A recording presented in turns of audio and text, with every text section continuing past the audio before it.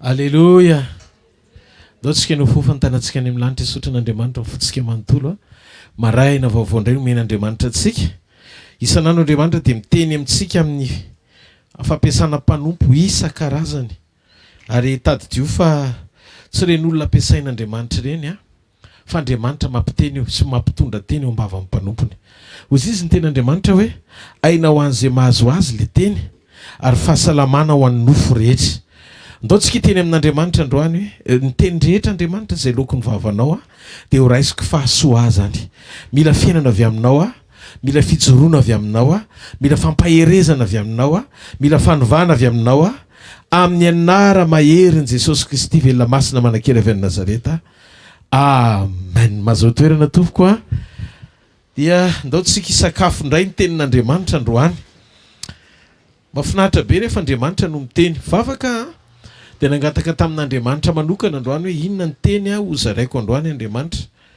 Dia ahoana inona ny tianao ambara ny olonao sy ambara amiko androany. Dia hozy izy Jesosy hoe ampy izay no nitoeranao teo ambavahady fa midira amin'izay ao an-depoly. Amen. Ampy izay no nitoerantsika teo ambavahady a fa hiditra amin'izay tsika ao an-depoly. Andriamanitra dia efa nanome toerana voamana ho antsika tsirairay avy. Melohan'ny nanaovany any Adama dia efa namboary ny Edena. Izany hoe Edena tsy hitany Adama fa efa noforon'Andriamanitra melohan'ny fotoana namboarana azy. Izany hoe ianao zany a misy zavatra mbola tsy hitany masonao fa efa nomanin'Andriamanitra ho anao talohany nahaterahanao teto ambonin'ny tany. Midika efa tsy ny zavatra rehetra ny mila hitanao vao henonao. Fa misy zavatra efa vitan'Andriamanitra melohan'ny fotoana namoronany ianao, tiany hisitranao ary toerana anankiray tena tiany ahitananao. Andriamanitra zany dia mana toerana voaomana ho anao manokana. Io toerana io tsy toeran'ny dadanao. Io toerana io tsy toeran'ny reninao, tsy toeran'ny manodidina anao na toeran'ny mpiray tam-po aminao, fa toeranao le izy. Ho anao manokana le izy. Izay le atao hoe anjara voatendry na destin. Misy ny anjara voatendry ho an'ny olona manokana. Naona tsika hijery kely fa nga mpanjaka Jesse. Nareo efa mahita hoe mpanjaka Jesse raha iny Davida? Tsy mpanjaka. Ko maninona Davida ny nandova trônina? Nefa tsy tao anatin'ny rasy royale akory hoe tena hoe taranaka mpanjaka izy. Ny fifidianan'Andriamanitra tsy mametraka anao hoe ny dadanao tsy mpanjaka dia ianao lasa mpanjaka. Na hoe ianao mpanjaka fa ny zanakao tsy maintsy mpanjaka ndimby ianao. Ny Saul zao mpanjaka izy. Fa tsy Jonathan ny mpanjaka tao amin'ny Israely fa Davida. Noho izany misy anjara voatendry ho anao. Zao aloha dia ny tem-pendohana. Tiako ianao hijery ny masonao akaikinao dia teneno tsara mihitsy izy ampinoana hoe misy programa manokana ho anao Andriamanitra. Zay ny atao hoe anjara voatendry ho anao e. Amen. Jesse raha iny Davida tsy mpanjaka reto fa Davida mpanjaka. Ianareo ve nahita hoe tamin'Andriamanitra namorona ny Eli? Tamin'izy namorona ny Eli zany. Efa nahita melo izy hoe ataoko mifanaraka amin'le vatana tsy andalo fahafatesana miavaka amin'ny Adama Eli. Eli zao tonga dia niakatra nampiakarin'Andriamanitra velona tsy nandalo fahafatesana mitovy amin'ny olona rehetra. Problema antsika indraindray mampitany fiainantsika amin'ny hafa ary variantsika amin'ny saina hoe rehefa zavatra nilalovan'ny hafa dia tsy maintsy ho lalovanao. Tsy voatery ho izay ny zavatra iainanao eto ambonin'ny tany. Ny rain'i Eli maty fa Eli tsy maty. Dikan'izay misy zavatra tsy hoe voatery nateraky ny olona maty ianao dia ianao koa zany tsy maintsy maty mitovy aminy. Misy zavatra manokana. Tsika tsy tokony hoe ametra ny fomba fijerintsika amin'ny zavatra hitany masontsika. Fa ianao manompo Andriamanitra tsy hita maso manana programa manokana ho anao izay tsy hitovizanao amin'ny hafa velively. Izany tsika mila manaiky hoe misy antom-pisiany ilan'Andriamanitra eto ambonin'ny tany. Dia ndao tsika eritreretra hoe Eli natao voalombokatra ny santatra fampakarana. Ianao taonjato firy aty aoriana mbola miandry fampakarana. Misy zavatra zany efa iainan'ny hafa nefa ndrasanao mba ho tanteraka eo fiainanao fa ny hafa efa niaina azy meloa efa firin-jato taona lasa Eli ohatra enoka koa nanjavona ka misy olona efa santatra fanjavonana zany hoe ny zavatra ho ataon'Andriamanitra de efa nataony tany amin'ny lasa ho an'ny hafa ary rehefa nandaitra tany amin'ny hafa le izy mba hamelomana amin'ny fiainam-panano zay le hoe fa ny hompamantarana ampijoroananao raha tsisy olona mihitsy akoatran'i Jesosy niakatra tany an-danitra de tokony isaina ianao hoe tsy possible tsy candidat na candidaty no any fa nisy santatra sy voaloham-bokatra nataon'Andriamanitra enoka sely melohan'ny fotoana natenanao fanjavonana anehoana aminao fa Jesosy de ny andalam-panomanana anao ho ampakariny. Zaranga tsy marety eka ho an'Andriamanitra. Zany hoe raha adiky Andriamanitra de afaka hitondranao mihoatra lavitra noho zay hitanao iainan'ny hafa io. Ary ny hafa vao iainan'ilay izy fianao efa pahitany meloa. Afaka zany zao misy zavatra iainanao fanorinao an'ny hafa any aoriana fianao no misantatra an'ilay izy koa. Iza moa manam-pona androany maraina ny anomboan'Andriamanitra zany. Raiso aloha ny toeranao amin'ny anjara voatendry. Amen. Ary za mahita fa Andriamanitra metraka anao amin'izay toeran'izay manomboka androany amin'ny anara maherin'i Jesosy Kristy avy any Nazareta. Raisitsika ny asan'ny apôstôly toko 7. Asan'ny apôstôly toko 7. Ny 9 ka hatramin'ny 9. Ary Petera sy Jaona niakatra ao an-kianjan'ny tempoly tamin'ny ora 7 ny fotoam-pivavahana. Ary nisy nitondra lehilahy malemy tongotra trany ankibondreniny izay napetrana isan'andro teo anoloan'ny vavahadin'ny tempoly izay tao hoe tsara endrika mangataka fiantrana amin'izay miditra teo an-kianjan'ny tempoly. Noho nahitan'ny Petera sy Jaona efa niditra teo an-kianjan'ny tempoly izy dia nangataka mba homena fiantrana. Ary Petera sy Jaona nibanjina azy ka nanao hoe mijery anay.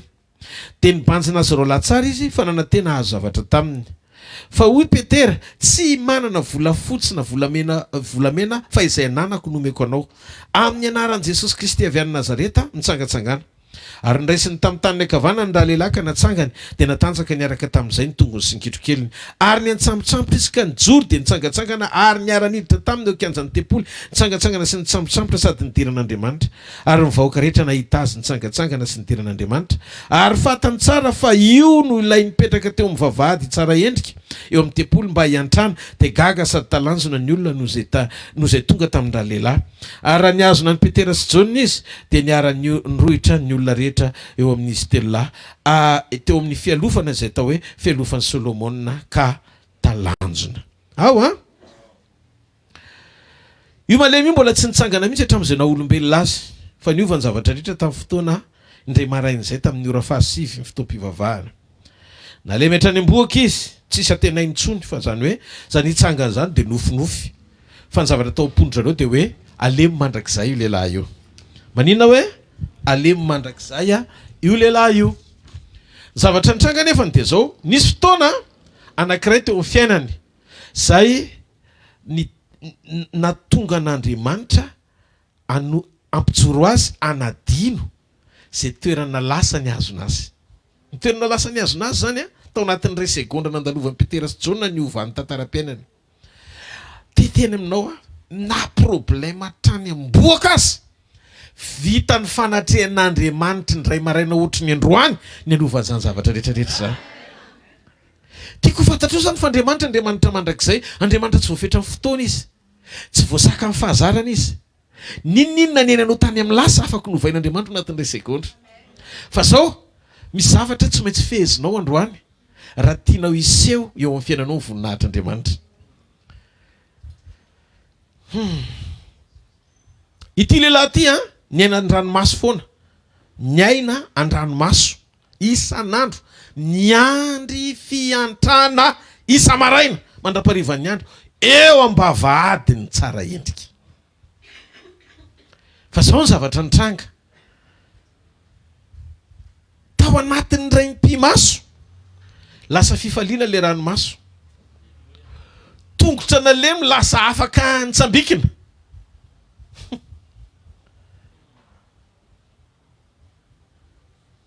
Ny fatorana zany androany maraina afaka niva. Ny fahalavona rehetra androany maraina afaka loatsangana. Ny antony ty fivoriany ty tsisy dikany raha tsy onana amin'i Jesosy marina ianao. Satria aoriny fionana amin'i Jesosy dia misy zavatra be dia be tsy maintsy miova. ndao tsy meko ohatra ianao zanak'Israely mivoaka avy tany Egypta. Efa 100 taona ry zareo no nanenina nandevozona tany. Nitanjona tsy ho any amin'ny désert fa nitanjona ho any Kanana. Rehefa tonga teo amin'le tanàna teo amin'le toerana anankiray tendrombohitra Kadesh Barnea zareo. De nijanona teo toerana mahafinaritra be. De teo nahelandry zareo saika tsy ala eo satria ohatry ny efa tonga any amin'ny toerana faratapony zany. Mahafinaritra be io toerana io de tsy te hiala teo ry zareo. De hitanareo ny problème.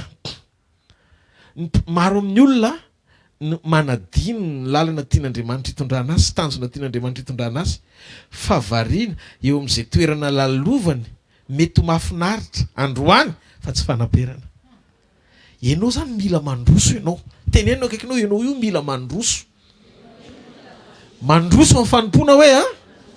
Mandroso amin'ny fiarahana amin'Andriamanitra, mandroso amin'ny tenin'Andriamanitra, mandroso amin'ny sitrapon'Andriamanitra. Raha ianao zay olona zay de tiako ianao itetanana mafy be ao an'Andriamanitra. Ny olantsika indray mitady ho voasaka ny lasantsika zany tsika. Andriamanitra tsy hanafaka anao a mba hatonga anao hoe apta ny anionao tamin'ny lasa. Fa Andriamanitra manana programa ny hitondra anao any amin'ny ho avy. Averiko. Tsy hoe nafahan'Andriamanitra ianao mba apta ny anionao tamin'izay lasa ny ainganao. Fa Andriamanitra manana programa tsara lavitra ny hitondra anao any amin'ny ho avy mahafinaritra tiany ahitananao. Za teteny fa ny anionao mety tsara noho ny lasa. Fa za milaza fa ny ampitsinao tsara lavitra. Zany hoe misy zavatra tsy fanaperana fahalalovanao androany. Fa Andriamanitra efa mahita amin'ny fiafarany zavatra rehetra ho tsara lavitra noho ny fanombohana. Mety efa tsara io misy anao androany io. Fa za ty aprisika anao androso bebe kokoa. Fa misy ny tsara lavitra noho io vao homanao ampon'Andriamanitra ho anao. Ataovy amen na moe. Zay mahatonga ny Joba toko 1:20 milaza amin'ny Baiboly. Ary amirapiratra lavitra mihoatra noho ny tatao vovonana ny andronao. Na de sendra manjombona aza de ho tonga tahaka ny maraina. Ao anaty Baiboly eo de misy tantaran'le boriky anankiray zay nafahan'i Jesosy. Io boriky io a nilain'i Jesosy. Fa nisy maître, misy olona misy tompony niandry an'le boriky. De hozy Jesosy tamin'le mpianatra roalahy. Makanesa ianao nareo izy ry amin'ny toerandry a. De andana tenen'le olona misy boriky zay eo mifatotra de vao izy eto aty. Fa raha manontany anao izy le mpiambinao teny hoe inona fataonao inona le boriky zany hoe ny tompon'le boriky. De zao teneninazy misy raharaha ilan'ny tompony azy. Misy raharaha ilan'ny mpampianatra azy zany. De omeny anao izy de mandeha manaraka anao fotsiny le izy a. Nareo fotsiny de eto aty le izy.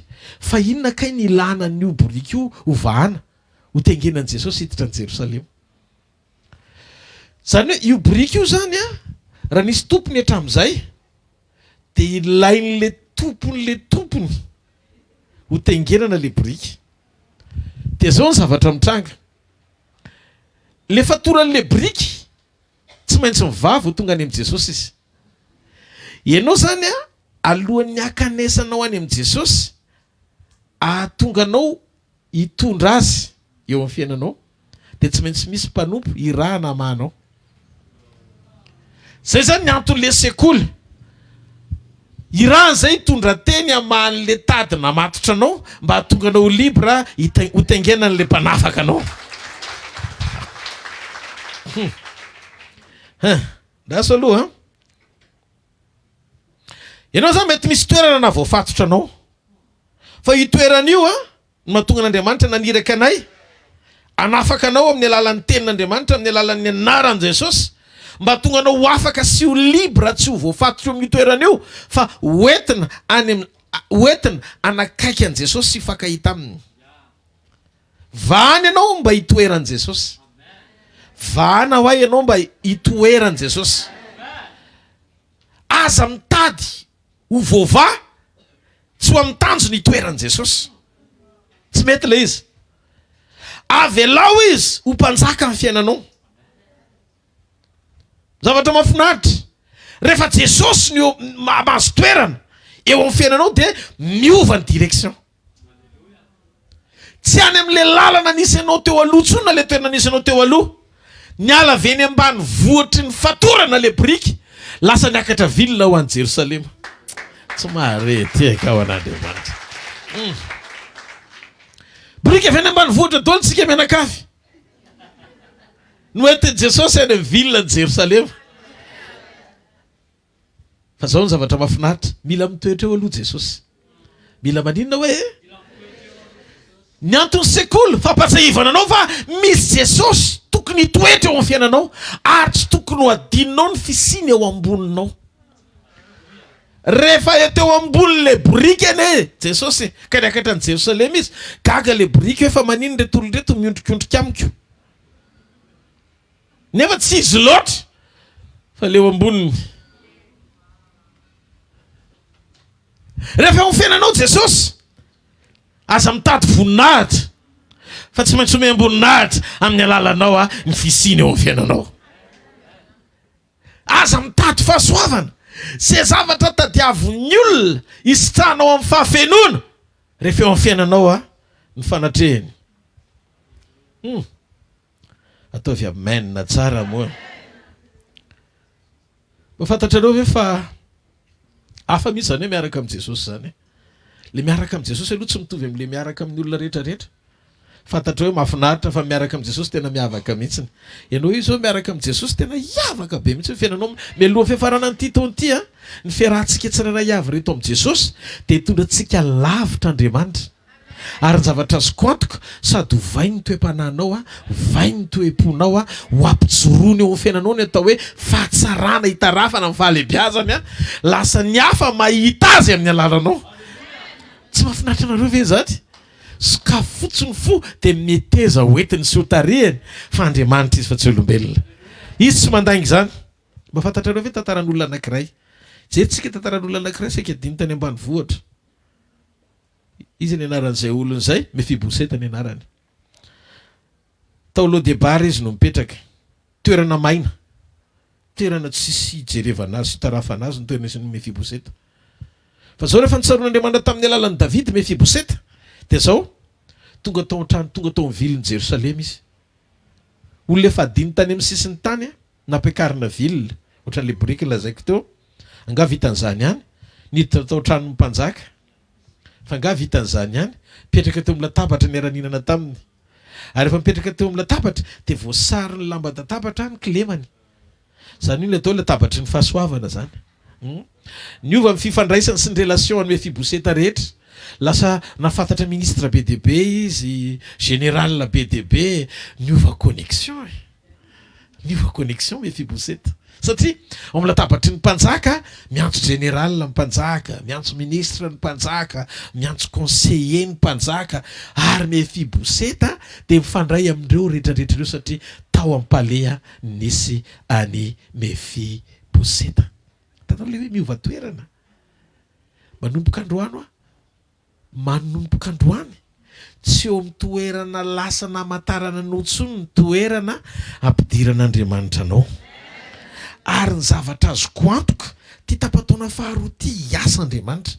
Aza vela le toe-po tamin'ny lasa tsony ny diranao hiaraka hanompo amintsika ao anatin'ny zavatra tian'Andriamanitra sehoana. Fa mialohan'ny sehoan'Andriamanitra any amin'izay toerana hafa rehetrarehetra ny rahany ianao aloha ny sehoany voalohany.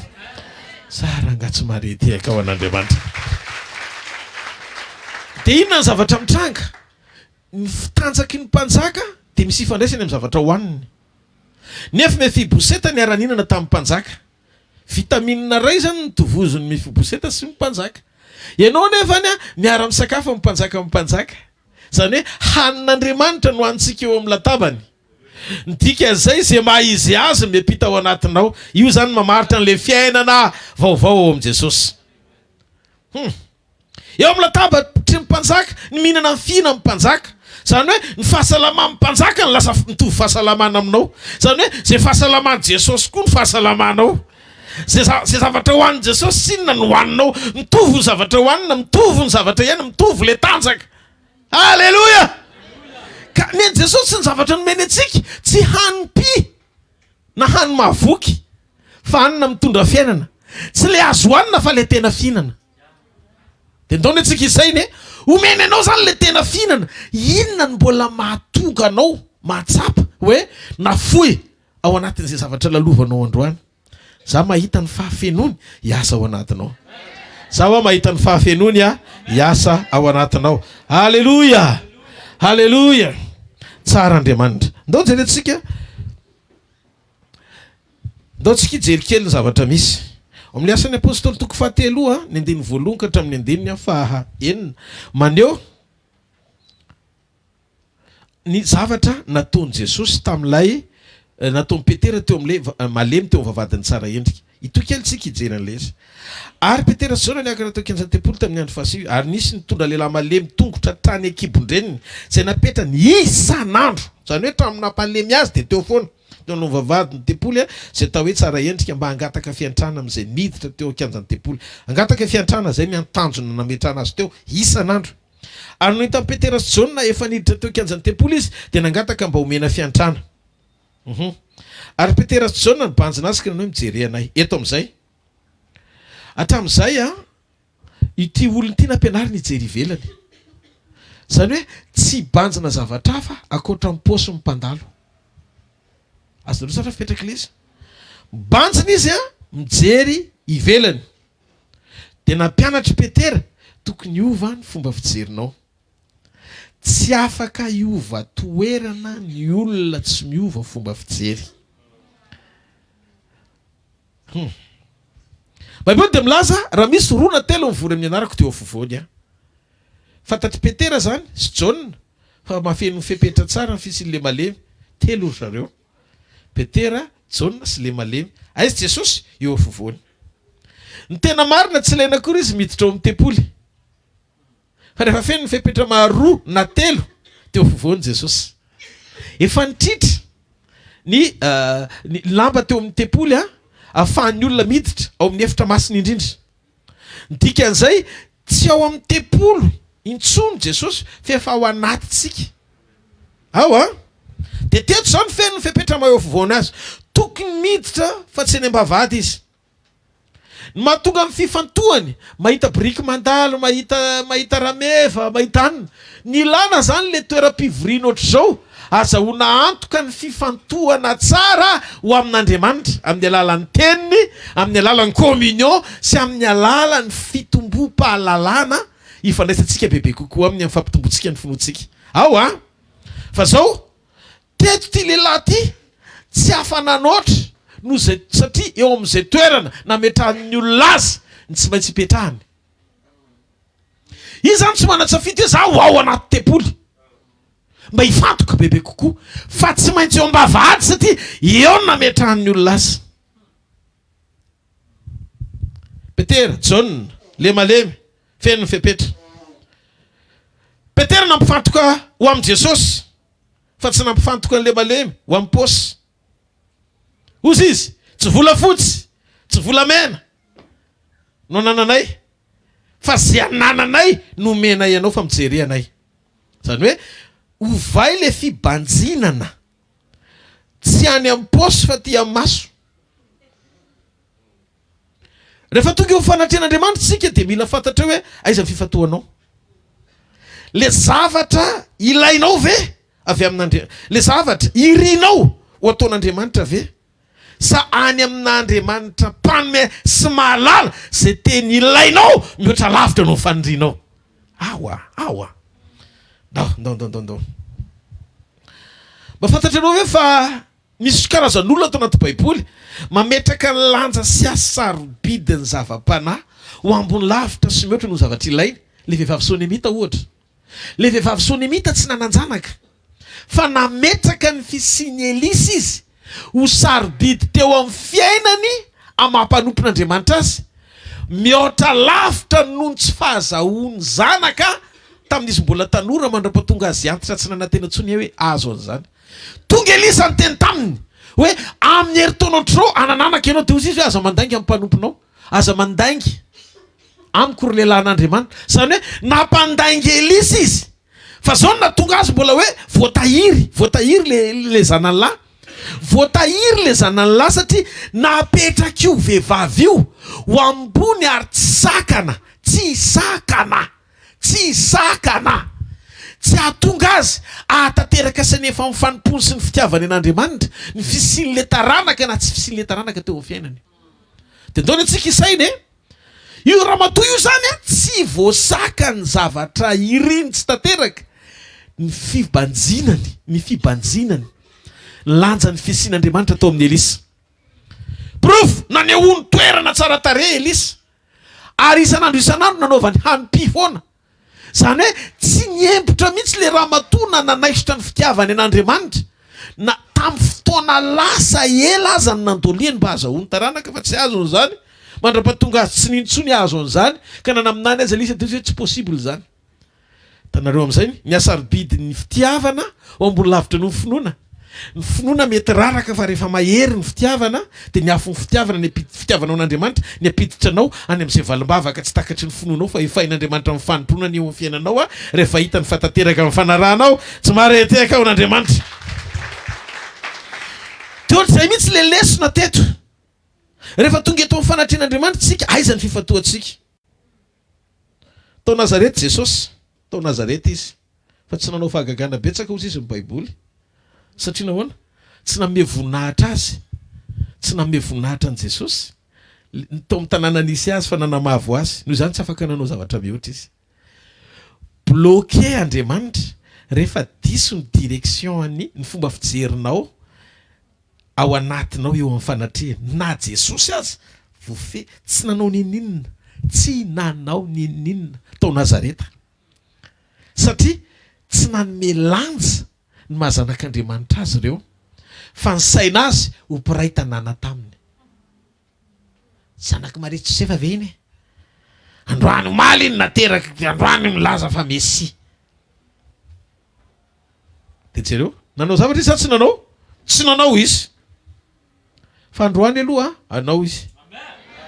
Satria za mahita fa ny fomba fijerinao tsy mifantoka any amin'ny zavatra irinao ataony fa mifantoka aminy le mpanao ny zavatra rehetra. Eo amin'ny toerana nomezana voninahitra azy no mahatamana azy. Zany hoe Andriamanitra mitoetra amin'ny toerana nomezana voninahitra azy. Rehefa omenao voninahitra Andriamanitra amin'ny toetranao, amin'ny fijoroanao, amin'ny fiteninao, amin'ny fisainanao, amin'ny fifantohanao de tamana eo Andriamanitra. Salamo 4:27 masiny ianao raha mitoetra eo ambony fiderana Israely. Zany hoe eo amin'ny toerana iconsiderenao an'Andriamanitra anomezanao voninahitra azy de mitoetra eo izy. Mitoetra eo izy. Ny ilainao tsy valimbavaka mandalo fa fitoeran'Andriamanitra.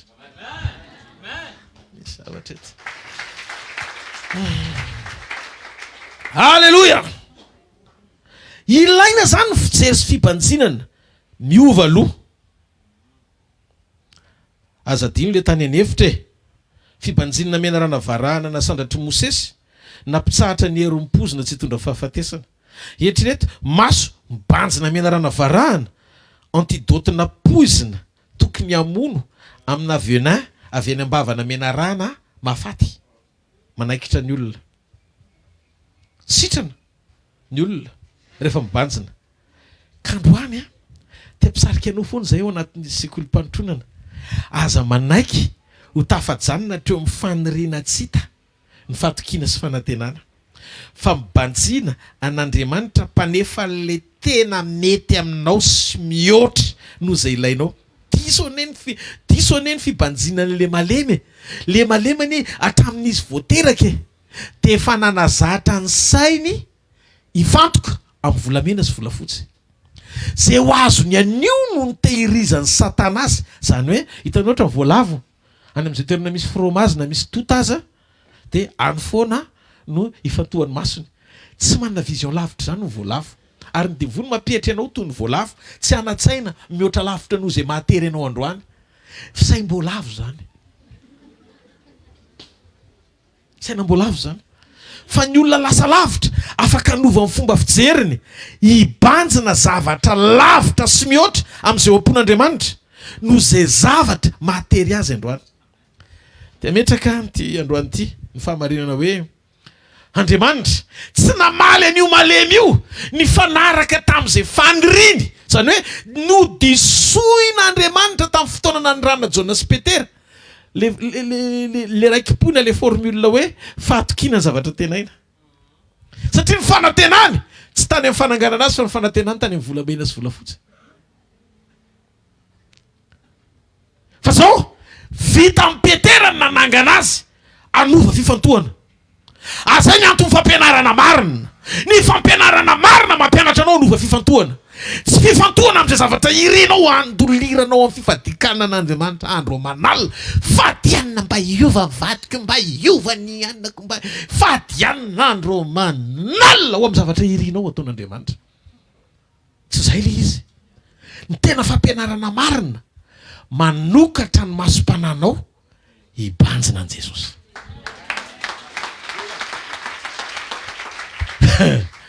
tsy le fanirino ny valian'Andriamanitra fa le tena ilainy nasehoan'Andriamanitra ny ilainy nasehoan'Andriamanitra ny tena ilainy io lehilahy io Jesosy Kristy avy any Nazareta fa tsy volamena sy volafotsy na nandevo azy nana antsika ijery any Eli eny hoe aloha ty famarinana ty aloha nidirantsika lalandalina kokoa Eli tao amin'ny renirano-kerita tao amin'ny renirano-kerita rehefa ritra nyrenirano tao dia nanomana lalana hafa ho azy Andriamanitra fa sainao fa melohany naharitra ny renirano niraka goiky Andriamanitra aloha hitondra hena ho azy ary le hena nentina teo hena manta fa tsy hena masaka zany hoe misahirana izy mbola manendy satria ny Jiosy tsy mahazo mihinana hena manta mihinana raha tsy mety tsy avelan'i Jehovah anao an'izany Eli fa tsy maintsy misahirana izy aloha mampirehitra afo mikosoka nefa ataony dia manendy an'iny izy hoaniny isan'andro isan'andro zany hoe mena le hena fahagagana na tonga avan'le hena fa fahasahiranana ny manendy azy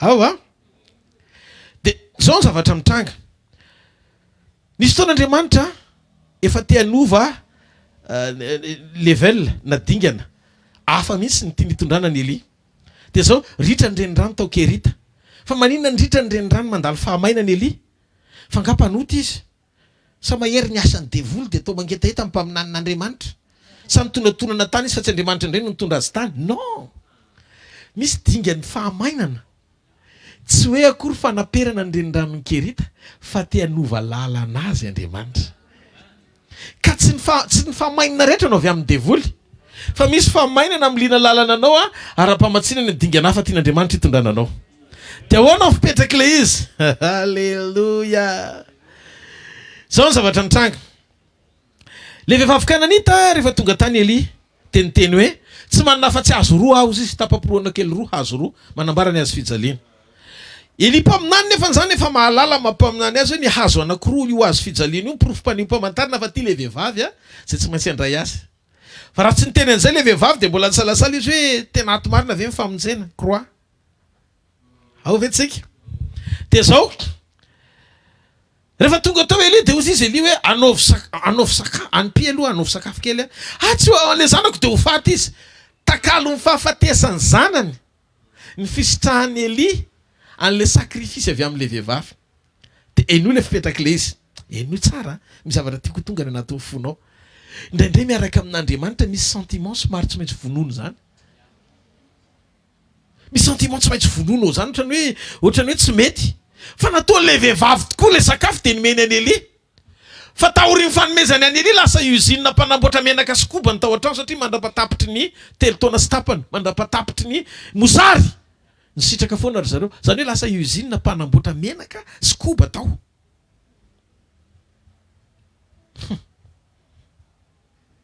rehefa Andriamanitra zany no maniraka dia tsy maintsy tanteraka amin'ny valiny fa ny olona irahan'Andriamanitra tsy olona hiasa ao anatina fihetseham-po distoirina mampalahelo izy ka amin'ny fomba ahoana indray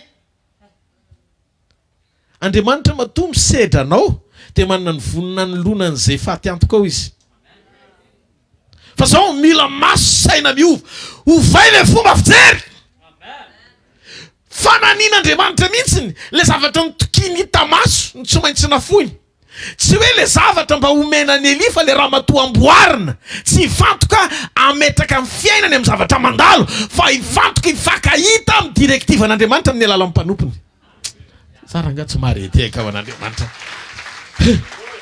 fampianarana novana fomba fijery ohatra le lehilahy malemy teo ambavadiny tsara endrika novana tsy toky amin'ny vola mankarena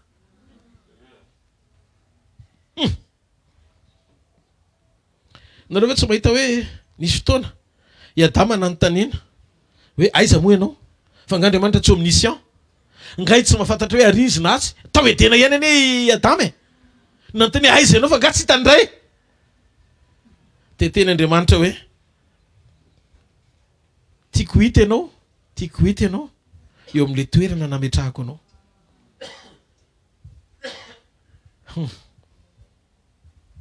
Teteny Andriamanitra hoe aza mijery posy titre olona fa jereo Jesosy Kristy. Mila mifantoka tsara amin'ny Jesosy ianao raha te hisitraka ny asany. Hafa mihitsy le asany Jesosy rehefa izy niditra tsehatra hikarakara anao. Aza fatra mpiankina amin'ny komandom-pononao aneren'Andriamanitra anatanteraka izay irinao foana. Fa mamily fifantohana ho amin'le tena ilan'Andriamanitra an'izany atonga azy isaina izay mampety anao. Ndao ane. Ny fanaon'le malemy rehefa tonga eo dia mila volamena na volafotsy. Fa tsy nilainy le fananganana. Misy fotoana Andriamanitra tsy voatery hamaly izay irinao. Fefa misaina izay teny ilainao. Petera sy Jaona nisy fotoana tonga mivavaka mahavariana. Aza miseho foana eo anatrehan'Andriamanitra tsy misy fanatitra fa izy roa lahy tamin'ny tsy misy fanatitra. Satria Andriamanitra te hampianatra azy ny asarobidy ny lanja ny fahasoavana ho ambony lavitra no fanatitra. Tsy marety akao Andriamanitra. Misy fotoana mifahamainana voakeja manodidina nefa tsy terozy izy Paoly. Misy fotoana tsy fisiny eo amin'ny fiainana. Ianao zatra hoe zao lasa tsisy vola. Rehefa tsisy vola dia tia miketrona be dia miato miasa saina be dia miato miketrika be dia rehefa avy eo mitady anao zay tsy tokony ho atao. Saintsainao daholo zao karazan-javatra tsy tokony ho saininao zao mampiditra dia vola eo fiainanao fotsiny. Fa Petera sy Jaona tsisy volamena sy volafotsy. Nandeha izy dia tonga saina izy. Manan-javatra mihoatra no volamena sy volafotsy aho. Tsy tonga saina ny fisiny Jesosy ho sarobidy no zavatra rehetra ireo. Raha mbola na izy Petera be grand apôtre mivoaka miditra eo aza. Isaky ny tonga eo dia potsaka. Satria nahoana mason'ny olona mitazana hoe pastera mpampizara sa mason'ny olona mijery mba tia antra ve sa ahoana le aposta. Tsisy fanatitra zalahy. Fa tamin'ny fotoana isaoran'Andriamanitra fa tonga saina any amin'ny fahasoavana izy. Teto tsy nanome izay nangatahany olona izy fa izay tena ilain'ny olona. Ny tena ilain'ny malemy io tsy volamena sy volafotsy fa Jesosy no ilainy. Mety tsy misy vola sy volamena fa mila tonga saina ny ananan'izy roa lahy ho ambony lavitra noho izay angatahany io malemy io izy roa lahy. Izay no mahatonga milaza aminao. Aza lahy ny andro mialina sy mitazana ny hafa amin'ny zavatra eny ivelany fa mbola tsy manana ny Jesosy nareo. Raha izany no toeponareo. Rehefa tena manana ny Jesosy nareo dia afaka hijororan'ny Jaona sy Petera. Le anananao manana mihoatra noho izay angatahanao ahako. Raha ny zavatra raha ny olona raha tena tomba ambidy ambony ao anatsika kristianina ny fisian'i Jesosy ao anatsika tsy tsiritra-panakarena tsy marina izany ianao. Ny fahefan'Andriamanitra ao anatinao dia ambony lavitra no izao tontolo izao nitambatra. Ndaso aloha. Inona ny tiany Jesosy ao anatin'ny sekoly androany? Jesosy te hitanao mifantoka aminy. Fa tsy tiany ianao hifantoka amin'izay hitanao eny amin'ny hafa.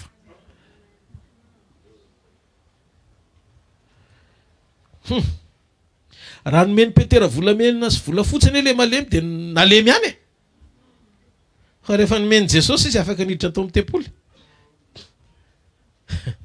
Eo ambavahady le toerana hatramin'izay nahitana azy. Fa ao an-tempoly le toeram-baovao nisy azy.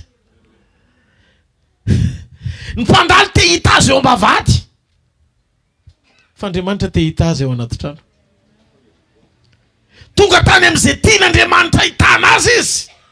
Rehefa nanaiky anova fifantohana tsy nitereny faniriny fa nametraka ny asarobidy ny fisian'Andriamanitra. Izay nampivili ny Petera sy Jaona maso sy fomba fijery azy ifantoka aminy. Mety 70 taona manompo an'Andriamanitra ianao fa diso fifatohana. Satria toliry ny teny ianao fa niaina tamin'ny fahazarana foana. Fa teny aminao a Jesosy Kristy avy any Nazareta no ilainao.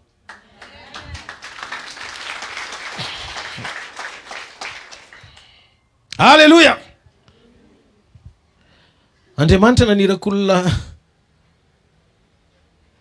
hitondra malemy eo ambavahady fa tsy hiditra ao amin'ny tempolo mihitsy. Midika fa ny zavatra azon'ny olona atao aminao dia survivre fa tsy destin mihitsy ny any an-tanan'ny olona. Hoentiny ianao dia apetrany eo dia lasa izy. Dikan'izay ny olombelona eo ambavahady any ny anaterany ianao. Fa ny apiditra anao ao amin'ny tempolo Jesosy rery. Halleluja. Dia zao ny zavatra nitranga. Raha teo ambavahady foana ny resaka hatramin'izay tsisy ninina azon'le malemy. Satria ny volamena sy volafotsy tsy afaka hitondra azy eo amin'ny tempolo mihitsy. Ary ny olona manatitra azy fa tsy afaka hisolo ny tongony. Fa rehefa Jesosy niditra teo amin'ny fiainany, le tena ilainy, tena nangana azy na tonga azy ho tafiditra ao amin'ny anjara voatendriny.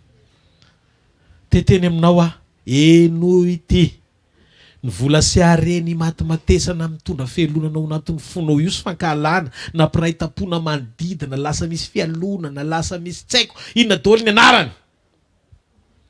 Tsy anatitra anao hatreo am-piangonana ianao amin'Andriamanitra io fa fahefanio ambavahady any.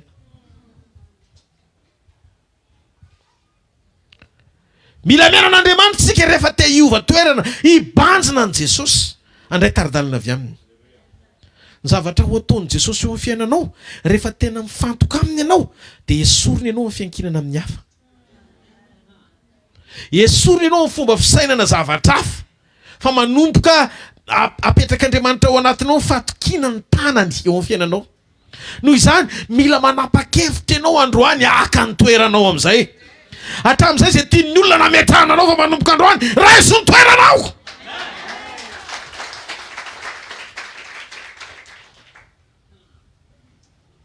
Amin'ny fotoana ifanenanao amin'i Jesosy izay nangatatonao tany amin'ny hafa no afaka omenao ny hafa après. Rehefa avy miona amin'i Jesosy ianao, rehefa raisinao ny toerana dia tafatoetra ny haja. Izay hitanao ny amin'ny hafa anie dia vitan'Andriamanitra atao eo amin'ny fiainanao. Fa ny problema tsy ampy fibanjinana azy fotsiny ianao. Isan'andro le malemy nangataka teo foana, teo amin'ny toerana io tsy misy mpanompo zany afaka niditra tao amin'ny tempolo tena hoe nitondra azy fa napetraka tonga dia eo dia lasatra zareo zany hoe eo zany ny eo ambavahady eo nefa tsy mandray toroteny eo, tsy mandray hoe anova azy fa ny eo ambavahady eo a justa fotsiny volamena sy volafotsy fiantrana ho an'izay miditra sy mivoaka. Misy olona amin'izay manomboka ato mantsy ny zavatra mitranga oriny any androany. Tsy ianao le mpiteha-tanana ny zavatra ataon'Andriamanitra ao anatiny hoe misy olatra zotra n'izao ianao dia ianao le ambavahady mbola sady mivarotra ihany manana nefa ny ambavahady. Papapapa ny tananao misy olona variana zany ao anatiny eo fa mitranga daholo ny karazany zavatra rehetrarehetra. Ianao ary velona ery fotsiny satria mbola mipetraka eo miandry fiatrana eo ambavahady. Misy olona variana fa ho avy ny fotoana ho ao ianao. Mahita androany maraina vita hatreo ny fitoeranao eo ambavahady. Fa hiditra ohatry ny tsy ohatry mpitazana tsony ianao fa ho isan'ny mpandray anjara amin'izay. Tsy natsona hiteha-tanana ny hafa ianao fa natsona ho te hafana ihany koa. Fotoana hidiranao amin'ny voninahitra ty tapataona faharoa ty amin'ny anaran'i Jesosy avy any Nazareta. Tsara angatso marety eka ho n'Andriamanitra. Inona ny zavatra nitranga? Vita ny sento, vita ny ranomaso, vita ny fijerevana ny hafa. Satria tsy niantsona azy zany.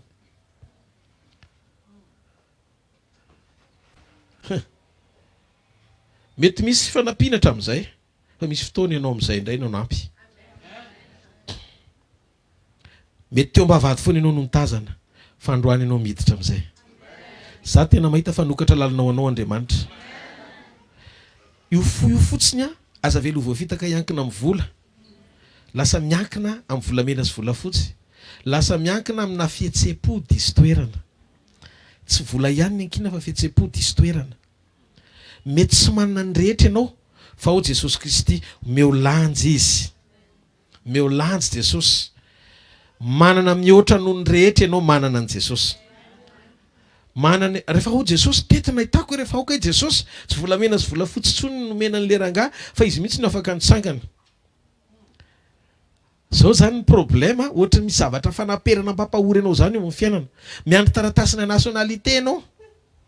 Ohatra miandry tena hoe miandry lanitra reny. Miandry visa tsy milatsaka ohatra mangasoma mbola tsy masaka.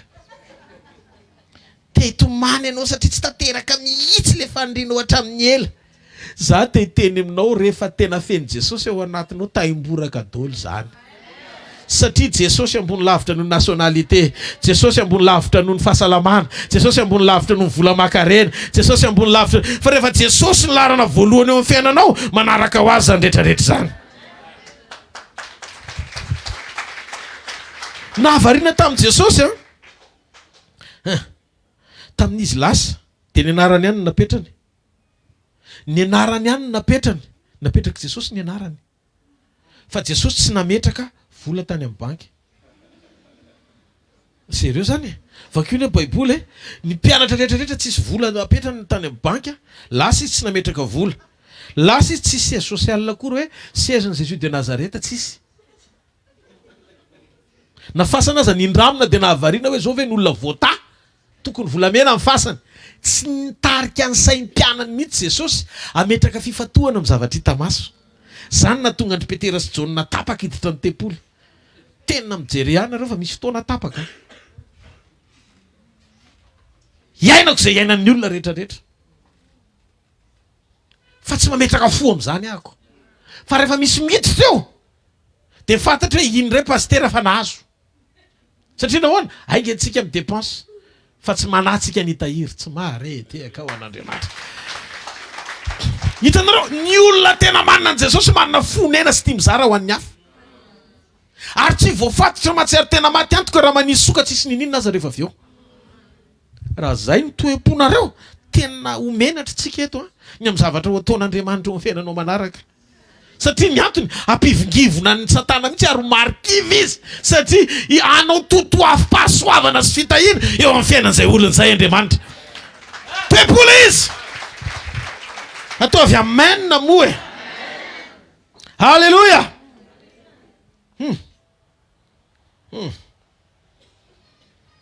Halleluja. Raiso any toeranao avereny hoe raisiko ny toerako. Avereny hoe raisiko ny toerako. Eo amin'le tena maizy avy amin'ny Jesosy. Halleluja. Zany mahita aloha fa androany maraina vita treo amin'izay ny fitoeranao ambavahady. Miditra amin'izay ianao Tepoly. Tsy toy ny mpitazana tsony ianao fa tena le mpandroso mahita ny zavatra rehetra mitranga ao. Ary manomboka androany ny fifantohanao tsy amin'ny zavatra nivelany tsony fa ao amin'Andriamanitra tanteraka amin'izay. Ianao manko tsy natsona foana ianao hitehaka ho an'ny hafa zany. Tsy natsona koa hitazana hoe inona zavatra misy ataon'ny Andriamanitra eny amin'ny hafa. Fa manomboka androany le vavolombelona hitranga manomboka amin'ny zoma ianao mihitsy nijoro. Fotoana ho azy ao hidiranao amin'ny voninahitra amin'izay. Ny an'le rangahy vita ny ranomaso, vita ny sento, vita treo ny fanaterana, tsy sasatra tsony ny olona ary gaga daholo mahita hoe ary taontsangana izy. Alleluia. Satria Andriamanitra efa nisaina amin'izay izay iantsona anazy, izay tena iantsona anazy, izay ilana anazy. Ny marina manany ianao ho antoka fa ao amin'i Jesosy ny tena ahitana ny entsonanao. Amen. Mety tsy manana ny rehetra ianao fa ao amin'i Jesosy ianao manana ny rehetra. Satria Jesosy ny rehetra aminao. Ataovy hoe Jesosy ny rehetra amiko. Za tena variana tamin'i Jesosy mihitsy fa naninona raha mba nasiana compte kely ry Petera mba nasiana tsisy.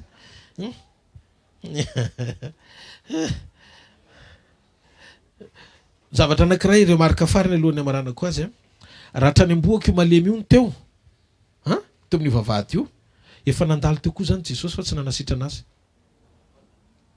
Satria Jesosy piditra amin'ny tempoly io fa tsy nisitrany Jesosy io malemy io fa maninona ary nandalovany Jesosy fotsiny voaka tsy miditra eo miaraka amin'ny mpianana. Nandalovany. Mahavariana e. Dia inona nahazo an'le rangahy? Nahatonga azy tsy mba nisaina mihitsy ny eo atsangana. Jesosy rehefa nandalo teo tsy nanangana nareo mitsama ve? Nareo lava ve? Noro lavena dia nagara. Me volamena sy vola fotsy nefa rehefa tsy vita amin'ny mpampianatra dia tsy vitanareo e.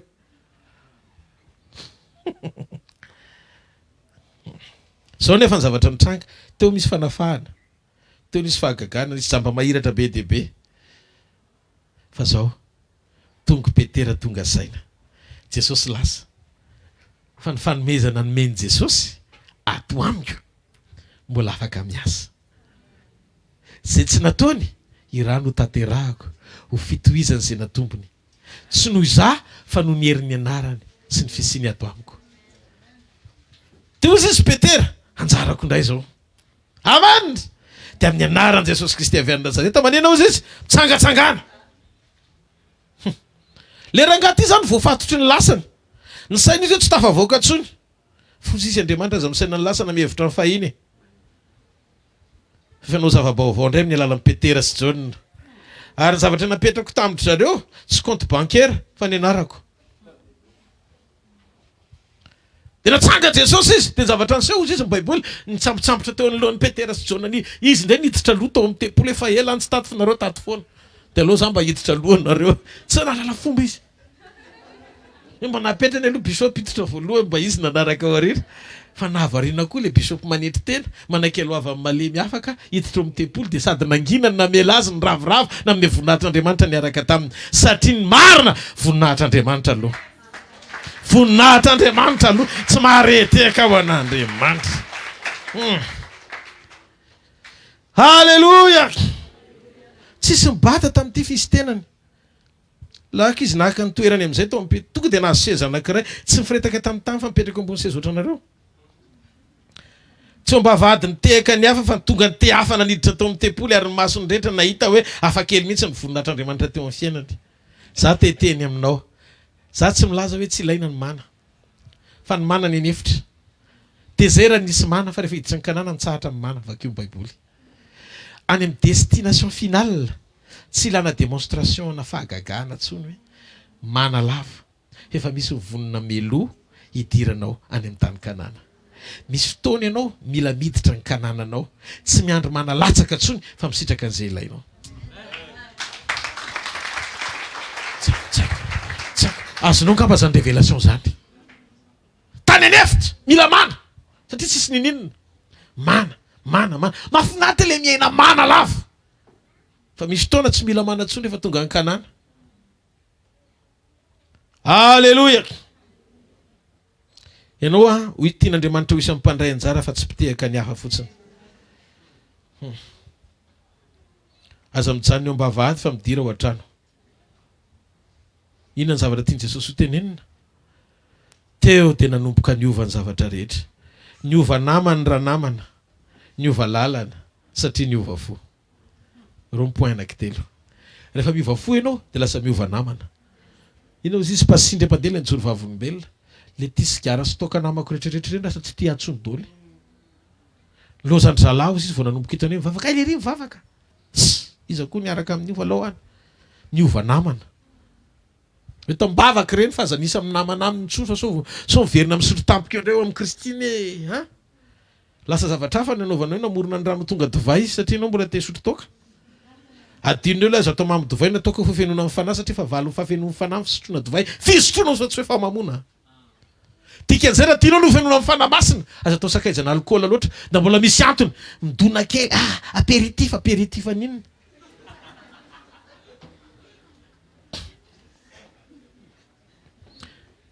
Fangana fa hitondranao any amin'ny digna voninahitra Jesosy. Aza mirefarefy eo amin'ny toerana eo. Tsara ny Andriamanitra ao. Manana programa tsara lavitra ny Andriamanitra ao. Ary manana ny voamana meloa izy. Meloa amin'ny fotoana natongavanao. Ndao hiara hiditra antsika. Inona ny zavatra takian'Andriamanitra? Fijery. Dia tsy aina miova. Fanomezan-danja ny fisiany. Metra lavitra no zavatra irina. Fa mametraka ny tena maizy anao ao anatinao Andriamanitra. Rehefa mibanjana tsara an' Jesosy ianao. Manomboka androany mivoninahitra Jesosy. Ianao ny ilaiko, fahasoavanao ny iriko. Raha misy zavatra mety anakana ny fahasoavanao tsy eo amin'ny fiainako, dia zany ny fahavaloko. Dia ahoana ataoko pastera za tena tia fahasoavana be mihitsy. Ahoana ny atongavako amin'izany? Manome fahasoavanao amanetry tena izy mena vokatry ny fanahy dia ampitomboiny milamina eo.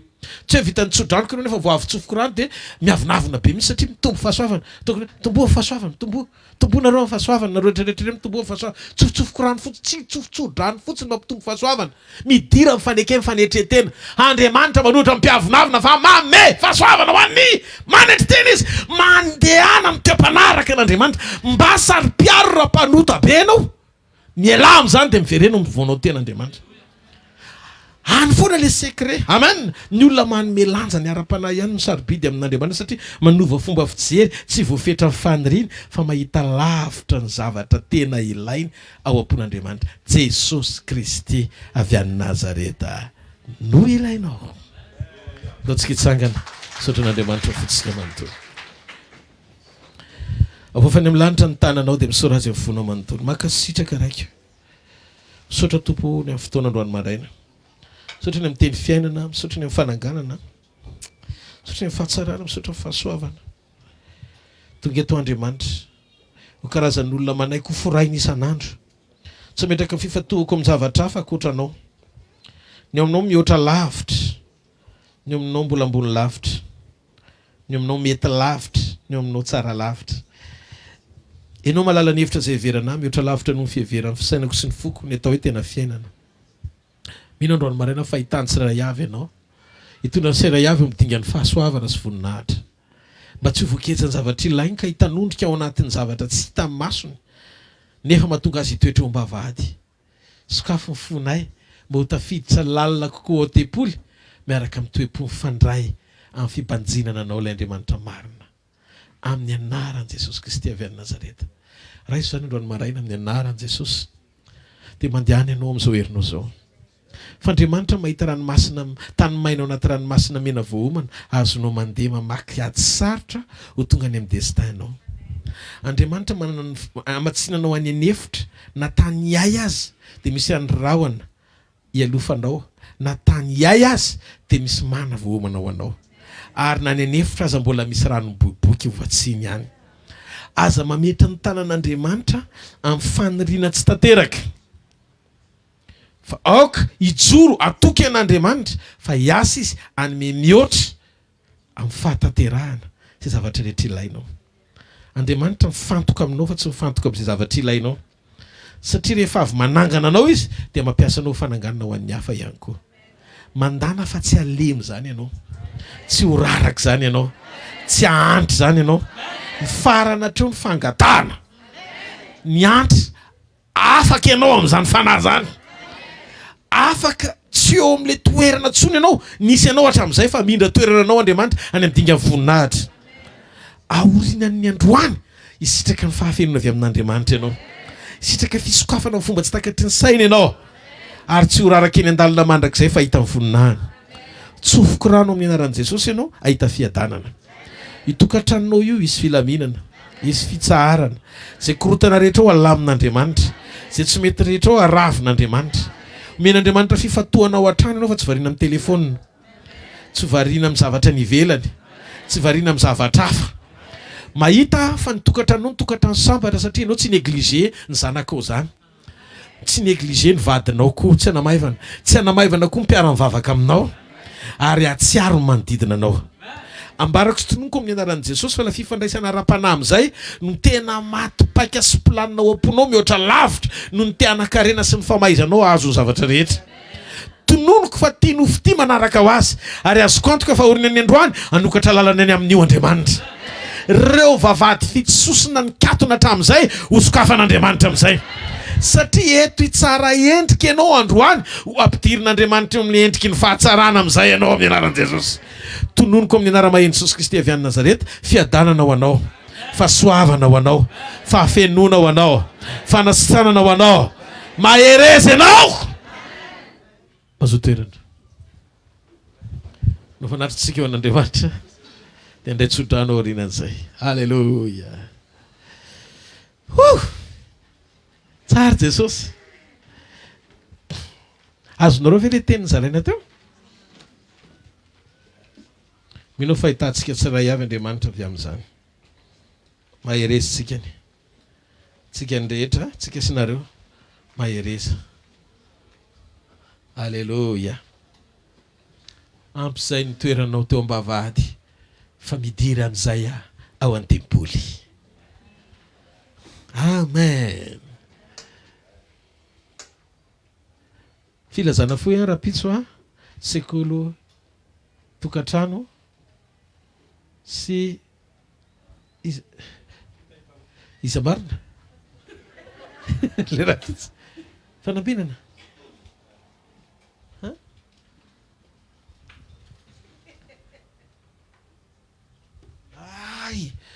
sekoly tokantrano zany raha pitso sekoly tokantrano raha pitso ndray tia tanina mafy eo an'Andriamanitra. Amen. De ny zomariva sekoly mpagnotronana eny amin'ny tranobokon'olona Analakely ary ny sabotsy maraina de azadiny fa communion masina feno voninahitra iarahantsika amin'ny Jesosy avy any Nazareta.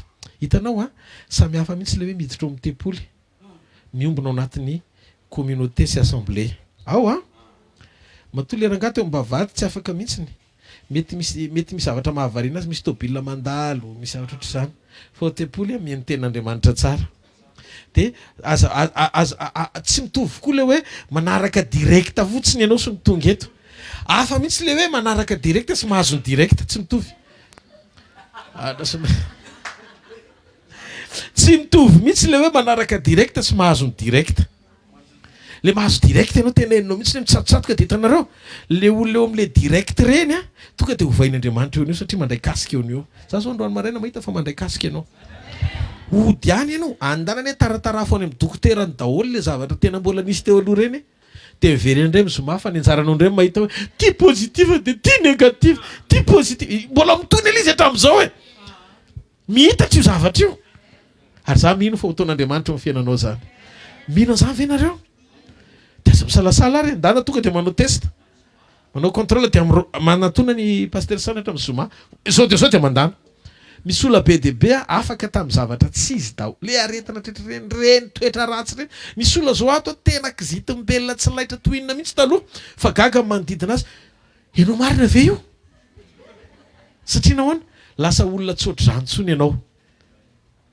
Misy olona zao tena andevoly sy ny fitsaratsarana mihitsy vao tonga ny teny de fitsaratsarana mibetsaka fa tsy ianao tsony zany de mitsangana raha fa tsofina rano amin'izay ianao andeha ny ampiasana so matsara hitanareo ne Jehovah ka iaro anareo ampamirapiratra ny tavany aminareo ne Jehovah ka mindra fo aminareo anandratra ny tavany aminareo ne Jehovah ka amenareo fiadanana amin'ny anaran'ny Ray sy ny Zanaka ary ny fanahy masina zareo ary ny fahasoavantsika fahasoavan'Andriamanitra ny matoy izao fa fahasoavan'Andriamanitra ny matoy izao anareo jereo tsara ny akaikinao de avereny fanondroa sady tsikitsiky izy fahasoavan'Andriamanitra matoy izao de fahasoavan'Andriamanitra matoy izao anareo manitra matoy izao fahasoavan'Andriamanitra matoy izao anareo. Hallelujah.